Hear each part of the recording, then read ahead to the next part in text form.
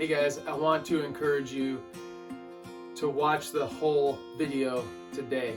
I want to jump into Mark 15:15. A lot of times we read verses and we just gloss over and we don't really know in detail what is happening. And Mark 15:15 is one of those verses. It goes like this: wanting to satisfy the crowd, Pilate released Barabbas to them. He had Jesus flogged and handed him over to be crucified. And that's an easy verse to read, but we don't always know exactly what it means. Flogged. This was what happened to Jesus before he was crucified. He was flogged. Let me give you a little insight into a typical flogging. It says this: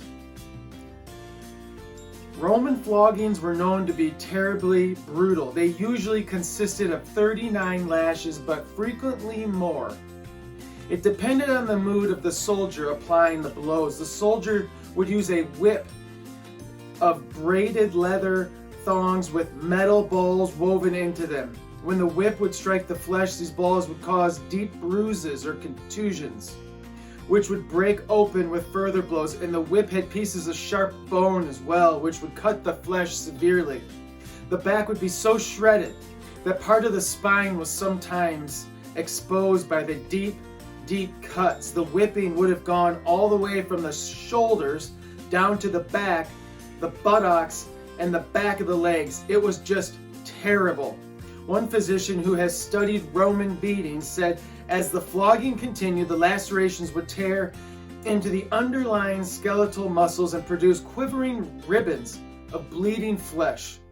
A 3rd century historian described the flogging by saying the sufferer's veins were laid bare, and the very muscle, sinews, and bowels of the victim were open to exposure. And this happened after he had just had blood, sweat come out of him. If you remember, he was praying in the garden just before this, and that is such extreme anxiety, and his skin would have been so sensitive at this point. And then he was flogged, and then we get into the crucifixion. And this is unbelievable. You think, what? Why? And I think that why is a great question, because Jesus is so crazy about you. He loves you this much. He chose this. He chose to go through this because he loves you.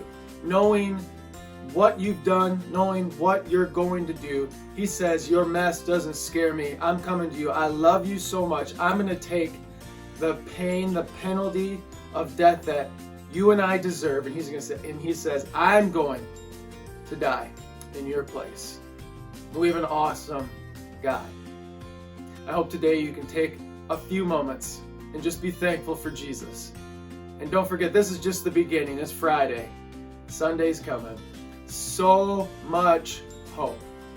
Hope you have a great weekend with your family.